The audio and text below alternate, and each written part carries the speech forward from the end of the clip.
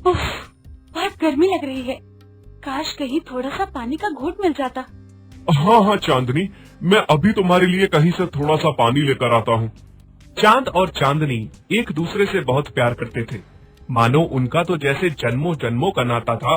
दोनों एक दूसरे के लिए अपनी जान तक देने को संकोच नहीं करते थे। चांदनी 6 महीने की गर्भवती थी। चांद को उसकी बहुत चिंता रहती थी, क्योंकि गर्मियों का मौसम चल रहा था। ये लो चांदनी, पानी पी लो। मैं तुम्हारे लिए ठंडा पानी लेकर आना चाहता था, लेकिन बड़ी मुश्किल से जल्दी जल्दी में यही पानी मिला मुझे। कितना ख्याल रखते हो तुम मेरा। कैसे ना रखूं चांदनी मैं तुम्हारा ध्यान, आखिर तुमसे और अपने होने वाले बच्चे से मैं इतना प्यार जो करता हूँ। क्या हुआ चांदनी, तुम अचानक से इतनी चिंता में क्यों आ गई? चांद, क्या तुम भूल गए? मालकिन ने कहा है कि आज हमें हमारा नया मालिक लेने आएगा।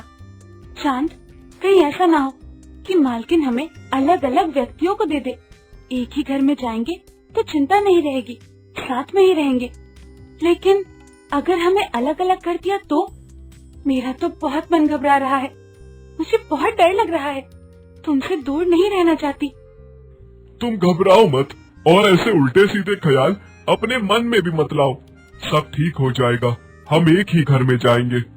चांद और चांदनी की मालकिन नीला नाम की बुजुर्ग और विधवा महिला थी, जिसने बहुत लंबे समय तक चांद और चांदनी को अपने पास रखा, उनको खूब सेवा प्यार दिया। लेकिन अब वो बुजुर्ग हो चुकी थी, सेवा नहीं कर पा रही थी। इस वजह से वो उन दोनों को किसी को बेच रही थी।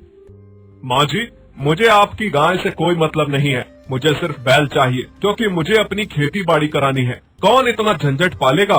गाय साथ ले जाऊंगा तो उसकी सेवा करनी पड़ेगी, ऊपर से गर्भवती है, और कौन इसके और इसके बच्चे को देखेगा? गाय आप किसी और को दे दीजिए, मुझे बस बैल चाहिए। देखा चांद, जिस बात का मुझे डर था वही हुआ ना। ये आदमी सिर्फ तुम्हें ले जाने की बात कर रहा है, हमें अलग कर देगा। न जाने अब मालकिन क्या करेंगी। हाँ चांदनी, तुम घबराओ मत। देखो, मालकिन पर भरोसा रखो, क्या पता वो हमें समझे, वो ऐसा ना करे। देखो बेटा माधव, जानते हो मैंने इन दोनों को बहुत लंबे समय से रखा है, क्योंकि इन दोनों के बीच में बहुत प्यार है, बहुत प्यार करते हैं एक दूसरे से। हालांकि मुझे भी बैल की जरूरत नहीं थी, लेकिन मैंने इन्हें अलग करना ठीक नहीं समझा और चांद को भी अपने पास ही रखा। अब मैं बुजुर्ग हो गई हूँ, इन दोनों को समय से खाना पानी तक नहीं पूछ पाती, इसलिए मैं इन्हें दे रही हूँ। ये दोनों बहुत ही समझदार गाय और बैल हैं। भले ही जानवर हैं, लेकिन इंसानों से भी ज्यादा समझ और प्यार है इन दोनों में।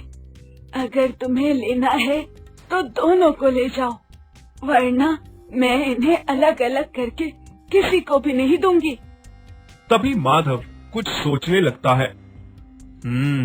अरे ये तो इतना अच्छा हट्टा कट्टा बैल है, अगर इस गाय को साथ में नहीं ले गया तो ये बुढ़िया बैल भी नहीं देगी। इतने अच्छे बैल से हाथ धो बैठूंगा। ऐसा करता हूँ, इस गाय को भी साथ ले जाता हूँ, फिर बात का बाद में देखूंगा इसका क्या करना है। अरे माँ जी, मैं क्या कह रहा था कि आप मुझे ये गाय भी दे दीजिए, मैं इसकी अच्छे से सेवा करना चाहता हूँ। देखा चांदनी, तुम यूं ही घबरा रही थी। मालकिन कभी भी हमारे साथ गलत नहीं कर सकती। मालकिन अब बहुत बूढ़ी हो चुकी है, अब उनके बस का कुछ भी नहीं रहा है, वो हमारी देखरेख नहीं कर सकती है। शायद इसी वजह से हमें वो किसी को दे रही है। चांद, शायद तुम सही कह रहे हो, लेकिन आगे भी सब सही रहे, भगवान से यही प्रार्थना करती हूँ।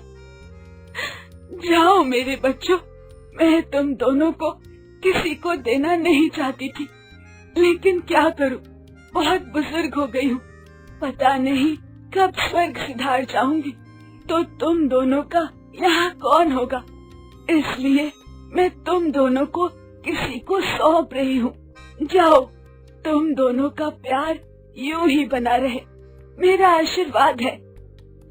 माधव चांद और चांदनी को वहाँ से घर ले आता है। दरअसल माधव की पहले एक बहुत बड़ी किराने की दुकान थी, लेकिन ग्राहकों के साथ उसका बोलचाल बिल्कुल ठीक नहीं था। जिस वजह से धीरे धीरे करके उसकी दुकान एकदम से बंद हो जाती है। अब उसके पास करने के लिए कुछ काम भी नहीं था, इसीलिए वो अपनी जो छोटी सी खेती बाड़ी थी उसी को करना चाहता था। लेकिन उसको करने के लिए भी वो 2 की बजाय 1 बैल चाहता था, क्योंकि वो बहुत ही लालची किस्म का इंसान था। उसकी ऐसी सोच थी, वो सोचता था कि अगर मैं 2 बैल रखूंगा तो 2 बैलों को खिलाना पिलाना पड़ेगा। इसीलिए वो एक ऐसा हट्टा कट्टा बैल चाहता था जिससे वो अकेले ही खेत जोत के सारे खेत में काम करवा सके। ऊपर से अब उसके ऊपर चांदनी की जिम्मेदारी भी आ गई थी। अरे अरे चांदनी, ये हमारा नया मालिक क्या कर रहा है? ये हम दोनों को अलग अलग क्यों बांध रहा है? ये गाय अब यही बाहर बंधेगी, इसकी यही असली जगह है। मेरे लिए तो ये बिना बुलाए मेहमान के बराबर है, जिसकी मुझे कोई जरूरत नहीं है। मेरे लिए मर भी जाए तो कोई फर्क नहीं पड़ता मुझे तो बस इस बैल से मतलब है जो अब मेरे खेतों में काम करेगा। माधव चांद और चांदनी को अलग अलग बांध देता है। चांद को वो गौशाला में रखता है और चांदनी को गौशाला के बाहर बांध देता है, जहाँ पर बहुत सारे मच्छर और बहुत ज्यादा गर्मी थी। चांद को खाने में हरी हरी घास और पानी देता है, जबकि चांदनी को भूखा रखता है। ये क्या चांद, हमारा नया मालिक तो बहुत ही बुरा है। मुझे तुम्हारे साथ यहाँ तो ले आया, लेकिन हम दोनों को एक दूसरे से अलग अलग रख दिया। नहीं चांदनी, मैं ये सब कुछ बर्दाश्त कर सकता हूँ, लेकिन तुमसे दूरी बर्दाश्त नहीं कर सकता, और वो भी ऐसी हालत में जब तुम गर्भ से हो। मालिक तुम्हें इतनी गर्मी में मच्छरों के बीच बाहर बांध रहे हैं, और वो भी बिना खाने और पानी के। चांदनी को भूखा देख चांद ने भी ना पानी पिया और ना ही घास खाई। ये क्या, इस बैल ने तो ना घास खाई और ना पानी पिया। कुछ ज्यादा ही प्यार नहीं दिख रहा है तुम्हें इस गाय के लिए? हाँ, मुझे क्या है, मत खाओ, काम तो तुम्हें फिर भी करना ही पड़ेगा। तुम्हारे पास बस 5 मिनट है। अगर तुमने चारा नहीं खाया तो मैं तुम्हें भूखे पेट ही खेत ले जाऊंगा और अपने सारे के सारे खेतों के काम करवाऊंगा। माधव चांद को खेत में ले जाने की तैयारी करता है, लेकिन उसे एक चीज से बिल्कुल फर्क नहीं पड़ता था कि चांद भूखा है, और चांद के साथ साथ उसकी गर्भवती चांदनी भी बिल्कुल भूखी प्यासी है। चांद को खेत में ले जाता है और उससे बहुत सारे खेतों में काम करवाने लगता है। खेतों से जब माधव घर आ जाता है और चांद देखता है कि चांदनी भूखी और गर्मी में बेहाल बेहोश पड़ी है। चांद, मेरी बहुत बुरी हालत है। मुझे बहुत डर लग रहा है कि मेरा बच्चा भूखा प्यासा गर्मी से मर न जाए। चांदनी, चांदनी, मेरी तरफ देखो चांदनी, मुझसे बात करो। मैं कुछ नहीं होने दूंगा तुम्हें और अपने बच्चे को। क्या करूं, कैसे चांदनी के पास जाऊं? तभी माधव का एक पड़ोसी यह सब होते हुए देख रहा था। वो माधव से कहता है, अरे अरे बेशरम माधव, इतना भी क्रूर इंसान मत बन। तेरी इन्हीं हरकतों की वजह से तेरा पहला कारोबार भी ठप हो गया था। अब तू इन बेजुबान जानवरों पर अत्याचार कर रहा है। क्या तुझे दिखता नहीं है? एक अंधा इंसान भी देख सकता है कि इन दोनों में कितना प्यार है। तूने इन्हें अलग अलग कर दिया है। ऊपर से ये गाय गर्भ से है। तूने इसे गर्मी और मच्छरों के बीच में बाहर बांध दिया है। ना खाने दे रहा है, ना पानी दे रहा है। सोच जरा इस गर्भवती गाय पर क्या बीत रही होगी, और ये बैल इससे कितना प्यार करता है। इसके लिए भूखा प्यासा बैठा है क्योंकि तूने इन्हें अलग बांधा है और इस गाय को खाना नहीं दिया, जिस वजह से ये बैल भी खाना नहीं खा रहा। और तूने इस भूखे बैल से पूरा दिन खेतों में काम करवाया। धिक्कार है तुझ पर। अगर तुझ में जरा भी इंसानियत बाकी है तो अभी सुधर जा और रहम खा इन बेजुबान जानवरों पर। जा जा, अपना काम कर, बड़ा आया मुझे सिखाने वाला। एक तरफ चांदनी का बहुत ही बुरा हाल था, मानो ऐसा लग रहा था कि उसकी सांस अब छूटने ही वाली है। ये सब देखकर चांद बहुत ही ज्यादा घबरा गया था, और दूसरी तरफ माधव का पड़ोसी ये बात सारे गांव वालों तक पहुंचा देता है कि वो बेजुबान जानवरों पर अत्याचार कर रहा है, जिसे देख सभी गांव वाले माधव के खिलाफ हो जाते हैं और माधव को भरी पंचायत में बुलाने का आदेश दिया जाता है। इस गाय की वजह से मुझे भरी पंचायत में बुलाया गया। अब ना जाने सरपंच और पूरे गांव वाले मुझे क्या सजा सुनाएंगे। इससे पहले कि कोई मुझे सजा सुनाए, मैं इस गाय को ही मार डालूंगा। मैं इसे जिंदा नहीं छोड़ूंगा। इसी की वजह से ये सब हो रहा है। माधव को ये लग रहा था कि भरी पंचायत में अब उसकी सब निंदा करेंगे और उसकी बहुत बेइज्जती होगी। उसे ना जाने कौन सी सजा सुनाई जाएगी। इस सब की वजह से चांदनी को मार रहा था। माधव गुस्से में डंडा उठाता है और गर्भवती चांदनी को जोर जोर से मारने लगता है। चांदनी पहले से ही भूखी प्यासी और गर्मी से बेहाल थी, जिस वजह से वो मार खा खा के बेहोश हो जाती है। ये सब देख के चांद को बहुत बुरा लगता है और वो खून के आंसू रोने लगता है।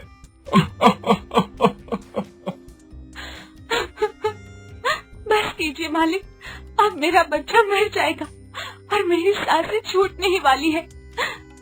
तेरी वजह से ये सब हुआ है। तू मनहूस गाय, जब से आई है तब से ये सब हो रहा है। आज तो मैं तुझे मार ही डालूंगा।